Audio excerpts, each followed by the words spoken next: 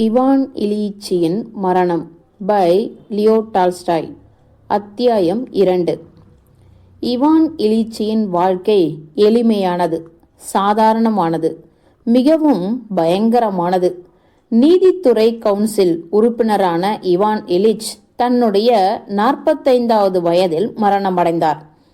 சில நபர்கள் பல பதவிகளை வகித்துவிட்டு கடைசியில் உண்மையிலேயே முக்கியமான எந்த பொறுப்புக்குமே தகுதியில்லாதவர்கள் என்று தெளிவான பிறகும் ஏதாவது ஒரு பதவிக்கு நியமிக்கப்படுவார்கள். அவர்களுடைய நீண்ட பணி காலத்தாலும் உயர்ந்த அந்தஸ்தாலும் அவர்களை பதவியிலிருந்து வெளியேற்ற முடியாதிருக்கும். எனவே அவர்கள் கற்பனையில மட்டுமே உள்ள பதவிகளையும் 6000 முதல் 10,000 வரை சிறிதும் கற்பனை என்று சொல்ல முடியாத ஊதியங்களையும் பெற்றுக்கொண்டு பழுத்த கிழட்டு பருவம் வரை வாழ்வதுண்டு. அவருடைய தகப்பனார் இந்த அதிகார வாழ்க்கையை பின்பற்றி பல மந்திரி சபைகளிலும் இலாக்காக்களிலும் பதவி வகித்தார். இவர்தான் பிரிவு கவுன்சிலர் இலியா ஹெபிமாவிச் கலவின், பலவிதமான உபரி ஸ்தபனங்களில் உபரி உறுப்பினர். அவருக்கு 3 ஆண் மக்கள் உண்டு.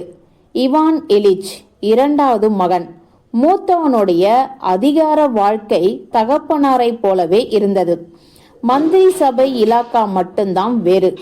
இனிமேல் சீக்கிரத்தில் சோம்பேறித்தனத்துக்காகவே ஊதியம் கொடுக்கப்படுகின்ற பணிக்கட்டத்தை அடைந்து விடுவார். 3வது மகன் உருப்படவில்லை. பல பதவிகளில் கெட்ட பெயரெடுத்த பிறகு தற்பொழுது ரயில்வே இலாக்காவில் வேலை செய்து கொண்டிருக்கிறார். அவருடைய தகப்பனாரும் சகோதரர்களும், குறிப்பாக அவர்களுடைய மனைவிமார்கள் அவரை சந்திப்பதை தவிர்த்தார்கள்.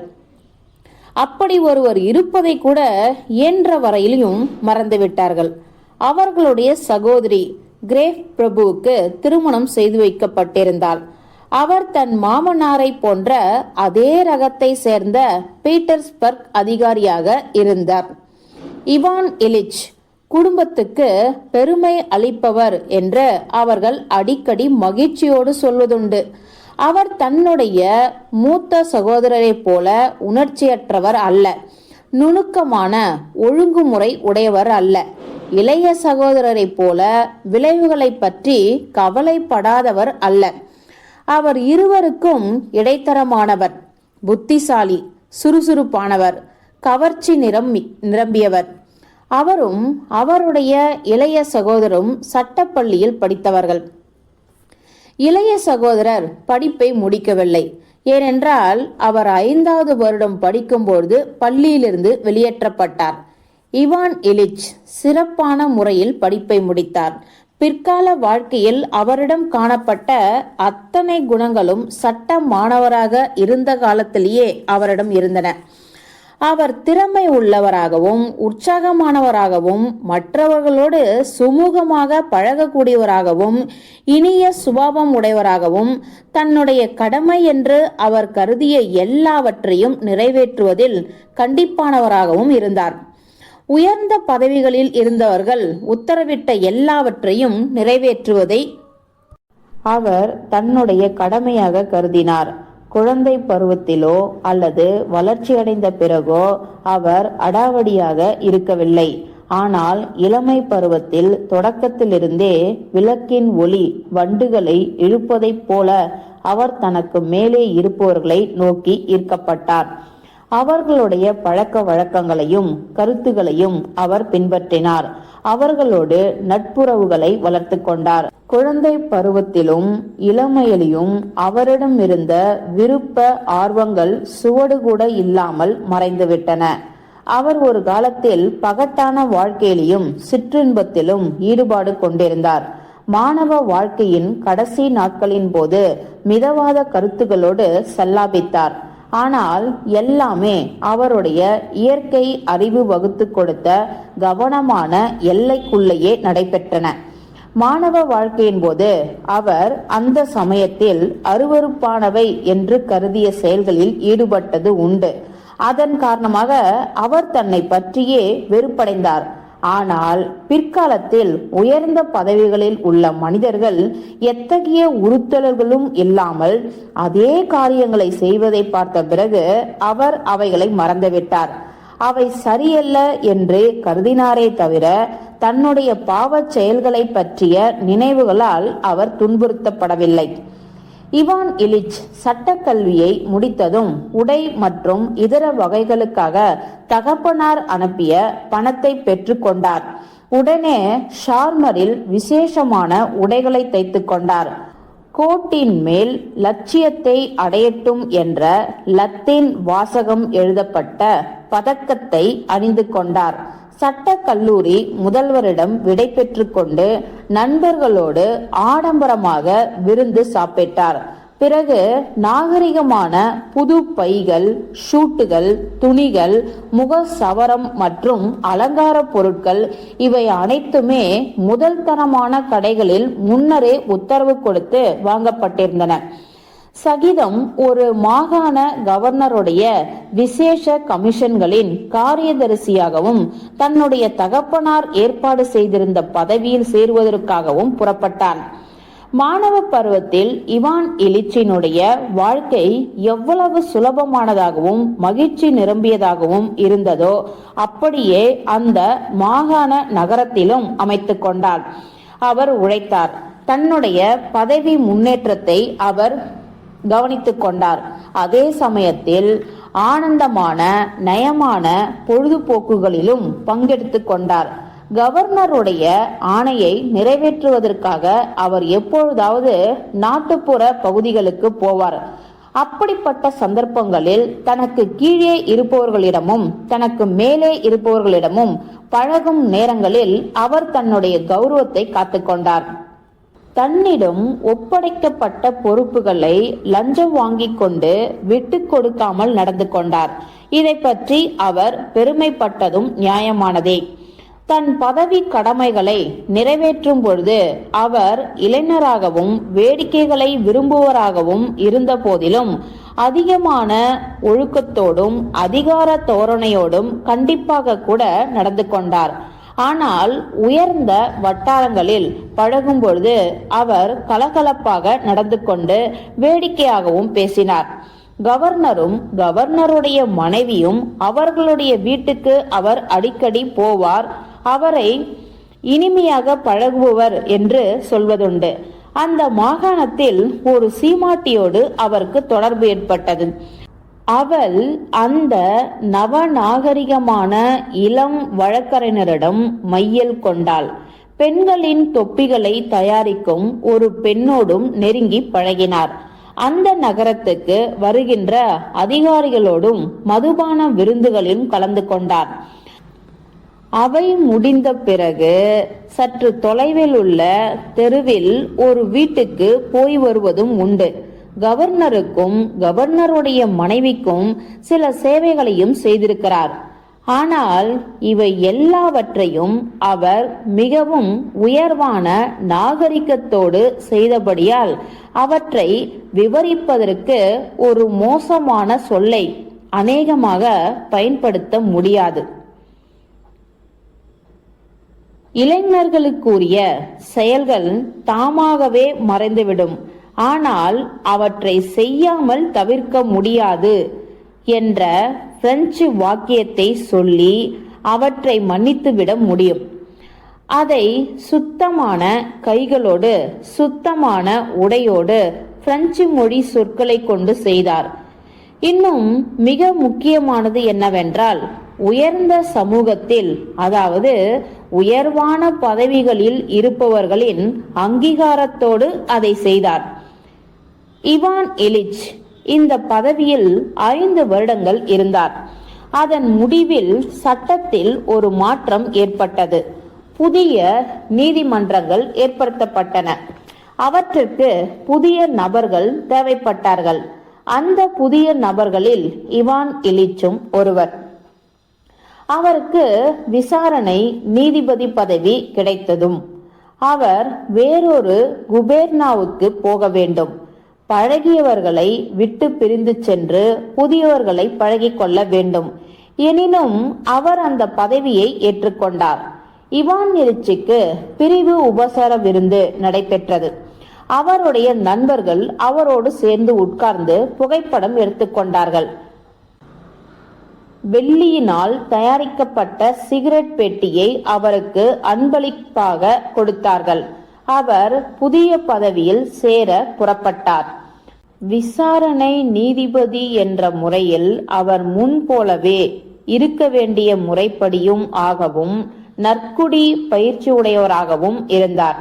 கவர்னருக்காக விசேஷ பொறுப்புகளை நிறைவேற்றிய பொழுது தன்னுடைய பொது கடமைகளையும் தனிப்பட்ட கடமைகளையும் பிரித்து பார்ப்பதிலும் பொதுவான மரியாதையும் தூண்டுவதிலும் எவ்வளவு அதிகமான திறமையை காட்டினாரோ அதை போலவே இப்பொழுதும் நடந்து கொண்டார்.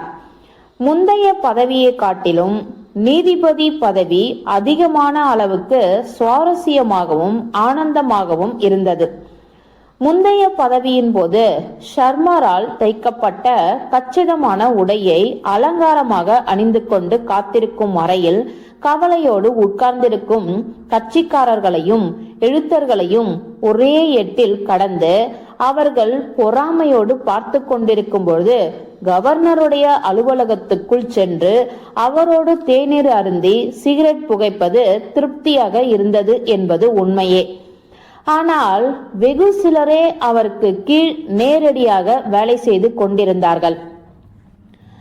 அத்தகைய நபர்களை நாகரிக பண்போடு நடத்துவது, அநேகமாக தோழமையான முறையில் விசேஷங்களை விவாதிப்பது, அவர்களை நசுக்குவதற்கு அவரிடம் அதிகாரம் இருந்த போதிலும் உண்மையாகவே நட்புறவோடு எத்தகைய சம்பிரதாயமும் இல்லாமல் தங்களிடம் நடந்து கொண்டார் என்ற உணர்ச்சியை அவர்களிடம் ஏற்படுத்துவது ஆகியவற்றை மற்றவற்றை காட்டிலும் சிறப்பாக செய்தார். ஆனால் அப்படிப்பட்டவர்கள் மிகவும் குறைந்த எண்ணிக்கையில்தான் இருந்தார்கள். ஆனால் இப்பொழுது விசாரணை நீதிபதி என்ற முறையில் எல்லோரும் விதிவிலக்கில்லாமல் எல்லோருமே மிகவும் முக்கியமானவர்களாகவும் சுய திருப்தி அடைந்தவர்களும் உள்பட தன்னுடைய அதிகாரத்துக்கு உட்பட்டவர்கள்தான் என்று அவர் கருதினார். அரசாங்க முத்திரையை கொண்ட ஒரு தாளில் அவர் சில வார்த்தைகளை எழுதினால் போதும். மிகவும் முக்கியமானவர்களும் சுய திருப்தி அடைந்தவர்களும் கூட தனக்கு முன்னால் சாட்சியாக அல்லது கைதிகளாக கூட கொண்டு வரப்படுவார்கள். இவான் இலிச் அவர்களை நோக்கி உட்காருங்கள் என்று சொல்லாவிட்டால் அவர்கள் நின்று கொண்டுதான் அவருடைய கேள்விகளுக்கு பதிலளிக்க வேண்டும். இவான் இலிச் ஒருபொழுதும் தன்னுடைய அதிகாரத்தை அத்துமீறி பயன்படுத்தவில்லை. அதற்கு மாறாக அவர் அதை கனிவோடு உபயோகிக்க முயற்சி செய்தார். ஆனால் இந்த அதிகாரத்தை பற்றிய உணர்வும் கனிவோடு நடந்து கொள்ள தனக்கிருந்த உரிமையும் இந்த புதிய பதவியில் அவருக்கு முக்கியமாக அக்கறையும் கவர்ச்சியையும் ஏற்படுத்தியது. விசாரணை நீதிபதி என்ற முறையில் தனக்கு நேரடியான சம்பந்தமில்லாத எல்லா சந்தர்ப்பங்களையும் அகற்றிவிடுவது, மிக சிக்கலான வழக்குகளிலும் கூட எழுத்து மூலம் சாட்சியளிக்கின்ற முறைகளை இவை வெளிப்புற அம்சங்களை மட்டுமே பதிவு செய்தன. அவருடைய சொந்த அபிப்பிராயத்தை முற்றிலும் அகற்றின என்றாலும் மற்ற எல்லாவற்றையும் காட்டிலும் சம்பிரதாயமான எல்லா முறைகளையும் பின்பற்றின. தயாரிப்பது முதலிய கலையில் இவான் இலிச் வெகு சீக்கிரத்தில் வல்லவரானார். அந்த வேலை புதிதாக ஏற்படுத்தப்பட்டது. 1864 நீதிமன்ற நடைமுறையில் ஏற்படுத்தப்பட்ட சீர்திருத்தங்களை முதலில் செய்முறையில் கையாண்டவர்களில் அவரும் ஒருவர். விசாரணை நீதிபதியாக அந்த புதிய நகரத்துக்கு வந்தவுடன் இவான் இலிச் புதிய தொடர்புகளை ஏற்படுத்தி கொண்டார். புதிய நண்பர்களோடு பழகினார். நடத்தையில் புதிய வழியை பின்பற்றி புதிய தோரணையை மேற்கொண்டார். இந்த தடவை அவர் நகரத்தில் மிகவும் சிறந்த சட்டத்துறை வட்டாரங்களிலிருந்தும் பணக்கார பிரபுகளிடமிருந்தும் தன்னுடைய நண்பர்களை தேர்ந்தெடுத்து கொண்டு ஸ்தல அதிகாரிகளிடமிருந்தும் கௌரவமாக தனித்து நின்றார். மேலும் நிதானமான மிதவாதம் மற்றும் சமூக வளர்ச்சி பாணியில் பேசினார். அரசாங்கத்தை லேசாக குறை சொல்லவும் தன்னை அனுமதித்துக் கொண்டார். எப்பொழுதும் போலவே தன்னுடைய உடைகளை பற்றி அதிகமாக அக்கறை எடுத்துக்கொண்டாலும் முகசவரம் செய்வதை நிறுத்திவிட்டார். தாடியை விருப்பம் போல வளரவிட்டார். இந்த புதிய நகரத்தில் இவான் இலிச் வாழ்க்கை பழைய நகரத்தைப் போலவே மகிழ்ச்சியோடு இருந்தது. கவர்னருக்கு விரோதமாக இருந்த கோஷ்டி அவரிடம் மிகவும் நட்போடு பழகினார்கள். அவர்கள் நட்பு மிகவும் சுவாரஸ்யமாகவும் இருந்தது. அவருடைய வருமானம் முன்னை காட்டிலும் அதிகமாக இருந்தது. அவர் விஸ்ட் விளையாட்டு கற்றுக்கொண்ட பிறகு புதிய பொழுதுபோக்குக்கும் அவருக்கு ஏற்பட்டது. மொத்தத்தில் அவர் சுமூகமான முறையில் சீட்டாடினார். வேகமாகவும் நுட்பமாகவும் முடிவுகளை செய்தார். அநேகமாக எப்பொழுதுமே அவர் வெற்றியடைந்தார். இந்த நகரத்தில் 2 வருட காலம் வசித்த பிறகு இவான் இலிச் தன்னுடைய எதிர்கால மனைவியை சந்தித்தார். அவர் பழகிய வட்டாரங்களில் பிராஸ்கோவியா பியோதருனா மிகேல் மிக பிரகாசமான, அறிவுமிக்க, பேரழகு உடைய, கவர்ச்சிகரமான இளம் பெண்ணாக இருந்தாள். விசாரணை நீதிபதி என்ற முறையில் அவருக்கு ஏற்பட்ட சோர்வை போக்கிய விளையாட்டுகள் மற்றும் பொழுதுபோக்குகளோடு இப்பொழுது இவான் இலிச் பிராஸ்கோவியா பியோதருனாவுடன் லேசான சல்லாபத்தையும் சேர்த்து கொண்டார். விசேஷ கமிஷன்களின் காரியதரிசி பதவி வகித்த போது இவான் இலிச் வழக்கமாக நடனமாடுவார். விசாரணை நீதிபதி பதவியில் அவர் இப்பொழுது விதிவிலக்காகவே நடனமாடினார். புதிய சட்டமுறையை நிறைவேற்றுபவராகவும் 5வது தகுதி நிலையில் உள்ள வழக்கறிஞராக இருந்தாலும் நடனத்திலும் கூட அவர் சராசரி தகுதிக்கும் உயர்ந்தவர் என்று எடுத்துக்காட்டுவதற்காகவே அவர் நடனமாடினார். ஆகவே எப்பொழுதாவது ஒரு மாலை நேரத்தின் இறுதியில் அவர் பிராஸ்கோவியா பியோதருனாவுடன் நடனமாடினார். அநேகமாக இத்தகைய நடனங்களின் போதுதான் அவர் அவளை வென்றார். அவள் அவரை காதலித்தாள். இவான் இலிச்சுக்கு திருமணம் செய்து கொள்வதென்ற தெளிவான திட்டவட்டமான எண்ணம் கிடையாது. ஆனால் அந்த பெண் அவரை காதலித்த பொழுது அந்த பிரச்சனை தோன்றியது. நான் ஏன் திருமணம் செய்து கொள்ளக்கூடாது என்று அவர் தன்னை கேட்டுக்கொண்டார். பிராஸ்கோவியா பியோதருனா நல்ல குடும்பத்தில் பிறந்தவள், அழகி. அவளிடம் சிறிதளவு பணமும் இருந்தது. இவான் இலிச் இன்னும் நல்ல மனைவியாக பார்த்து திருமணம் செய்து கொள்ளலாம். ஆனால் இந்த இடம் அப்படி மோசமல்ல. அவருக்கு மாத ஊதியம் இருந்தது. அவளுக்கும் வருமானம் இருந்தது. தன்னுடைய ஊதியத்தின் அளவுக்கு அந்த வருமானம் இருக்கும் என்று அவர் எதிர்பார்த்தார். மைத்துனர்களும் தகுதியுடையவர்கள். அவள் இளமையான, அழகான, நன்கு வளர்க்கப்பட்ட இளம் பெண். இவான் இலிச் அவளை காதலித்ததனாலும் வாழ்க்கையை பற்றி அவர் கொண்டிருந்த எல்லா கருத்துகளோடும் அவள் உடன்பட்டதனாலும் அவளை திருமணம் செய்து கொண்டார் என்று சொல்வது அவருடைய கோஷ்டியை சேர்ந்தவர்கள் அந்த திருமணத்தை அங்கீகரித்ததனால் அவர் அவளை திருமணம் செய்து கொண்டார் என்று சொல்வதைப் போலவே தவறாகும். இந்த 2 காரணங்களுக்காகவும் அவர் அவளை திருமணம் செய்து கொண்டார். அந்த குறிப்பிட்ட பெண்ணை மனைவியாக்கி கொண்டால் அவருக்கு மகிழ்ச்சி ஏற்படுவதோடு உயர்ந்த அந்தஸ்துடையவர்கள் அவருக்கு பொருத்தமானது என்று கருதிய செயலை செய்ததாகவும் இருக்கும். இவான் இலிச் திருமணம் செய்து கொண்டார். திருமண சடங்குகளும் திருமண வாழ்க்கையின் முதற்கட்டமும் அதன் தாம்பத்திய சல்லாபங்களும், புதிய நாற்காலி சோபாவும், புதிய உணவும் தட்டுகளும், புதிய துணிமணிகளும் மனைவி முதல் தடவை தாய்மை பெறுகின்ற வரை மிகவும் நன்றாக கழிந்தது. சமூகத்தால் அங்கீகரிக்கப்பட்ட ஆனந்தமான, சுலபமான, பொழுதுபோக்குகின்ற, நன்கு ஒழுங்கமைக்கப்பட்ட வாழ்க்கைக்கு திருமணம் எவ்வகையிலும் இடையூறு அல்ல. அது அந்த வாழ்க்கையை தீவிரப்படுத்தவும் உதவும் என்று இவான் இலிச் நினைக்கத் தொடங்கும் அளவுக்கு மிக நன்றாக கழிந்தது. ஆனால் மனைவி கருவுற்ற முதல் மாதங்களின் போது அவர் புதுமையான, எதிர்பாராத, அருவருப்பான, அலங்கோலமான, சகித்து கொள்ள முடியாத ஏதோ ஒன்றை சந்தித்தார். அந்த ஏதோ ஒன்றை அவரால் முன்னறிந்து கூற இயலாது. அதை ஒழிப்பதற்கும் அவரால் ஒன்றும் செய்ய முடியாது. அவள் ஒரு காரணமும் இல்லாமல் வேண்டுமென்றே அவர் தனக்குள் சொல்லிக் கொண்டதை போல் அவர்களுடைய வாழ்க்கையின் இனிமையும் அமைதியையும் கெடுக்கத் தொடங்கினாள். காரணமில்லாமல் அவரை பற்றி பொறாமைப்படவும், அவர் தன் மீது அதிகமான அக்கறை எடுத்துக்கொள்ள வேண்டும் என்று வற்புறுத்தவும் தொடங்கினாள். அவர் என்ன செய்தாலும் அதில் தப்பு கண்டுபிடிக்க அநாகரிகமான, அருவருப்பான சம்பவங்களை ஏற்படுத்த தொடங்கினாள். இந்த அதிருப்திகரமான நிலைமையிலிருந்து தன்னை விடுவித்துக் கொள்வதற்கு தனக்கு ஆரம்பத்தில் வெற்றியை தேடிக் கொடுத்த அதே நன்கு பயிற்றுவிக்கப்பட்ட அலட்சியமான போக்கை பின்பற்றினால் போதும் என்று இவான் இலிச் முதலில் நினைத்தார். அவர் தன் மனைவியிடம் அவ்வப்பொழுது ஏற்படும் கோப ஆவேசத்தை புறக்கணித்துவிட்டு வழக்கம் போல இனிமையாக, சுலபமாக வாழ்க்கை நடத்த விரும்பினார். தன்னுடைய நண்பர்களை சீட்டாட வீட்டுக்கு வருமாறு அழைத்தார்.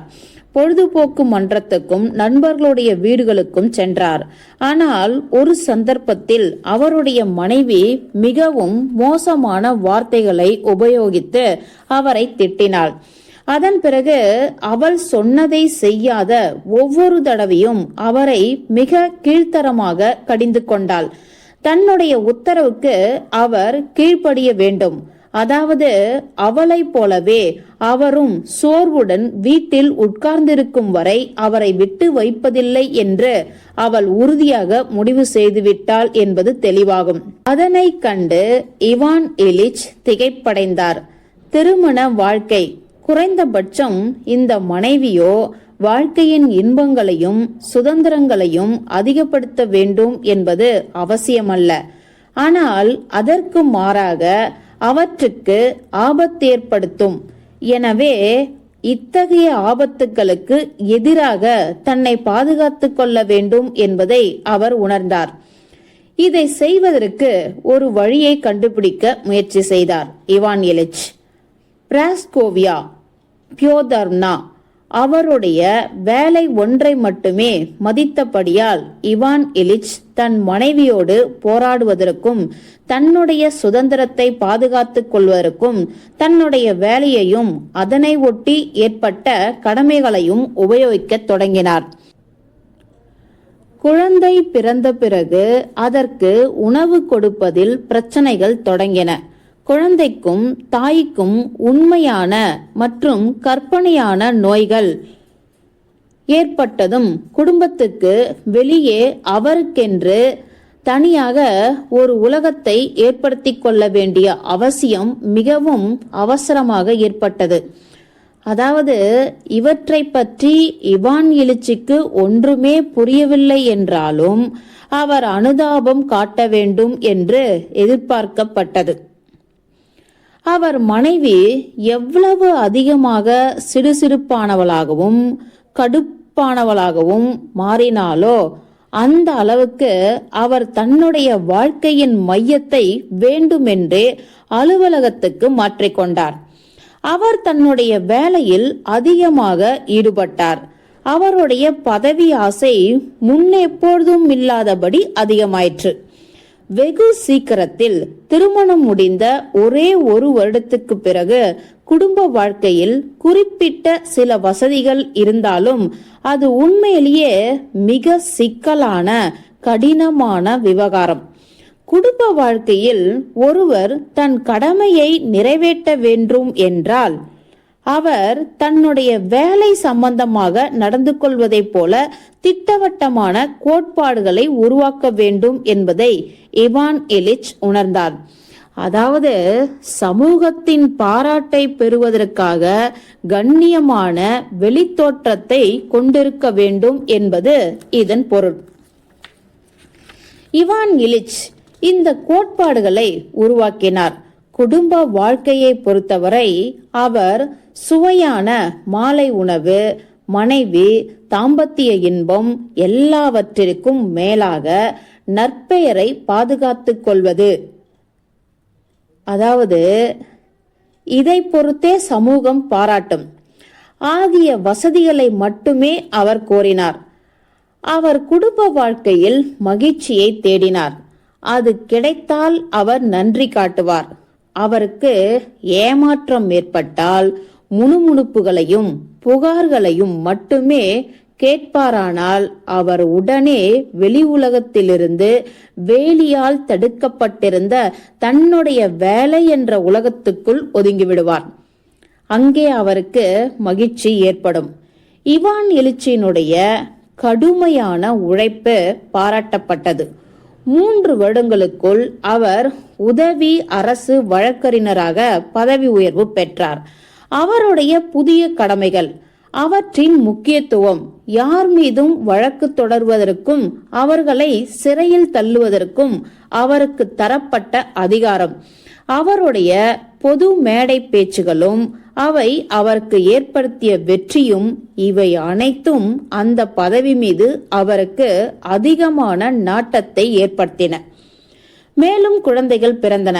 அவர் மனைவி அதிக சிடுசிடுப்பாகவும் எதற்கெடுத்தாலும் எரிந்து விழுபவளாகவும் மாறினாள். ஆனால் இவான் இலிச் கடைபிடித்த இல்வாழ்க்கை கோட்பாடுகள், அவளுடைய முணுமுணுப்பு அவரை அநேகமாக பாதிக்காதபடி செய்தன. இந்த நகரத்தில் 7 வருடங்கள் பணியாற்றிய பிறகு அவர் வேறொரு குபேர்னாவுக்கு அரசு வழக்கறிஞர் ஆனார். அவர்கள் அங்கே சென்றார்கள். அவர்களிடம் பணத்தட்டுப்பாடு ஏற்பட்டது. அவர் மனைவி அந்த புதிய நகரத்தை வெறுத்தாள். அவருடைய ஊதியம் அதிகமாக இருந்த போதிலும் வாழ்க்கை செலவு அதை காட்டிலும் அதிகமாக இருந்தது. 2 குழந்தைகள் இறந்துவிட்டன.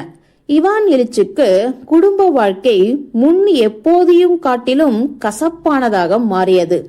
அந்த புதிய நகரத்தில் தங்களுக்கு ஏற்பட்ட ஒவ்வொரு துன்பத்துக்கும் பிராஸ்கோவியா ஃபியோதோர்னா தன் கணவனையே குற்றம் சாட்டினாள். கணவனுக்கும் மனைவிக்கும் இடையே நடைபெற்ற உரையாடல்கள் சம்பந்தப்பட்ட அநேகமாக ஒவ்வொரு விஷயமுமே, குறிப்பாக குழந்தைகளின் கல்வியை பற்றிய விவகாரம். அவர்கள் எப்பொழுதோ ஒரு சமயத்தில் சண்டை போட்டுக்கொண்ட பிரச்சனைகளை மறுபடியும் கொண்டு வந்தன. கடந்த காலத்தில் நடைபெற்ற சண்டைகள் மறுபடியும் வருவோம் என்று எப்பொழுதும் பயமுறுத்தி கொண்டே இருந்தன. அவர்கள் அபூர்வமாகவே எப்பொழுதாவது காதலித்துக் கொண்டார்கள். ஆனால் அது நெடுங்காலம் நீடித்ததில்லை. பரிபூரணமான தனிமையில் வெளிப்பட்ட இரகசிய பகைமை என்ற கடலில் தம்பதிகள் மறுபடியும் பயணம் செய்வதற்கு முன்பு சிறு பொழுது தங்கி ஓய்வெடுத்த தீவுகளாக மட்டுமே அத்தகைய கட்டங்கள் இருந்தன. இந்த தனிமை கூடாது என்று இவான் இலிச் நினைத்திருந்தால் அவருக்கு மனக்கவலை ஏற்பட்டிருக்கும். ஆனால் அவரோ இதற்கு அது வாடிக்கையானது என்பது மட்டுமல்லாமல் விரும்பத்தக்கது என்ற முடிவுக்கு வந்திருந்தார். அந்த உறவின் ஈடேற்றத்துக்கு அவர் உணர்வு பூர்வமாக ஈடுபட்டார். குடும்ப வாழ்க்கையின் எதிர்பாரா துன்பங்களிலிருந்து மேன்மேலும் தன்னை விடுவித்துக் கொள்ளவும், அவை ஆபத்தானவையாகவோ அல்லது கண்ணிய குறைவாகவோ மாறாதபடி பார்த்து கொள்ளவும் அவர் திட்டமிட்டார். வீட்டில் தங்கும் நேரத்தை மேலும் மேலும் குறைத்தும் அங்கே இருக்கும்பொழுது அந்நியர்களை கூட வைத்துக் கொள்வதன் மூலம் அமைதியை காத்தும் அவர் தன் நோக்கத்தை நிறைவேற்றிக் கொண்டார். அவருடைய வாழ்க்கையில் வேலைதான் மிகவும் முக்கியம். அவருடைய அதிகார கடமைகளை கொண்ட உலகம்தான் அவருக்கிருந்த உண்மையான ஒரே அக்கறை. இந்த அக்கறை அவரை முற்றிலும் ஈர்த்து கொண்டது. தன்னுடைய அதிகாரம் யாரையாவது அழிக்க விரும்பினால் அவர்களை அழிப்பதற்கு தன்னிடம் இருந்த சக்தி, நீதிமன்றத்தில் நுழைந்த தனக்கு கீழே வேலை செய்பவர்களிடம் பேசும்பொழுது தன்னுடைய தோற்றத்தில் கூட இடம்பெற்றிருந்த கணம், தனக்கு மேலேயும் கீழேயும் இருந்தவர்களிடம் அவருடைய புகழ், வழக்குகளில் அவர் காட்டிய திறமை, அந்த திறமையை அவரே வியந்து பாராட்டிக் கொள்ளுதல், இவை அனைத்தும் அவருக்கு மகிழ்ச்சியை தந்தன. இவையும் அவருடைய சகாக்களோடு அவரது உரையாடல்கள், அவர் கலந்து கொண்ட விருந்துகள், விஸ்ட், சீட்டாட்டம் முதலியன அவருடைய வாழ்க்கையை முழுமையாக்கின. ஆகவே மொத்தத்தில் இவான் இலிச்சியின் வாழ்க்கை அது எப்படி இருக்க வேண்டும் என்று அவர் விரும்பினாரோ அப்படி இனிமையாகவும் கண்ணியமாகவும் இருந்தது. இந்த வாழ்க்கை இப்படியே 7 வருட காலம் தொடர்ந்தது. அவர் மகளுக்கு இப்பொழுது 16 வயதாகிருந்தது. மேலும் ஒரு குழந்தை இறந்துவிட்டது. பள்ளிக்கூடத்தில் படித்து கொண்டிருந்த ஒரே மகன்தான் இருந்தான். அவனை பற்றி அவர்களுடைய அதிகமான கருத்து வேறுபாடு ஏற்பட்டது. அவனை சட்டக்கல்லூரிக்கு அனுப்ப வேண்டும் என்று இவான் இலிச் விரும்பினார். ஆனால் பிராஸ்கோவியா ஃபியோதோர்னா அவருக்கு எரிச்சல் உண்டாக்க வேண்டும் என்பதற்காகவே அவன் கல்வி பயில வேண்டும் என்று வற்புறுத்தினாள். மகள் வீட்டிலிருந்தே படித்தாள். அவள் படிப்பில் நல்ல முன்னேற்றம் இருந்தது. மகனும் நன்றாகவே படித்தான் என்றுதான் சொல்ல வேண்டும்.